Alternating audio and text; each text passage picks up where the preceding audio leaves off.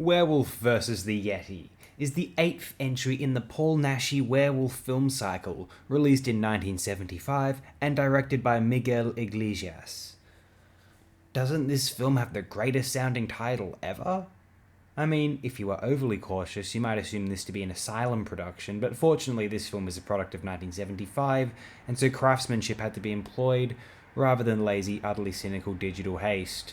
Again, I love digital, but I hate how much it is used to cut corners, and so genre films can become potentially far less interesting as far as pure filmmaking illusion and artistry goes. So anyway, this film is about a man, Waldemar Daninsky. Daninsky sets out on an expedition to Tibet in search of the Yeti. Wasn't there a Yeti in a previous one of these films? Well, here's the thing. Daninsky isn't even a werewolf at the start of this film, and presumably has never been one. Again, as I stated in the Werewolf vs. the Vampire Woman video, life is too temporary to fuss about this saga's continuity. In Tibet, Daninsky is captured by 2 vampire women. Hey, more vampire women. It is these women who transform him into a werewolf for the first time.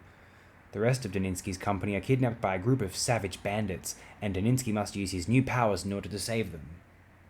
But does the werewolf fight the Yeti? He sure does, at the very end of the film. Daninsky not only finds the Yeti, he gets to fight it. Another blast of Naschy lycanthropy.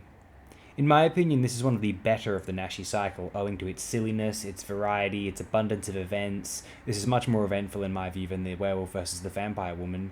Its interesting locations, sometimes aesthetically pleasing staging, bizarre genre indulgence, graphic morbidity.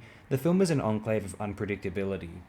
It is great to see a werewolf in the snow, and it is great to watch a film about the evils hidden away in the wilderness, emerging as a search for the Yeti, then indulging in vampire-esque sorcery, then human sadism, much werewolf madness, and finally the Yeti rears his hairy head at last.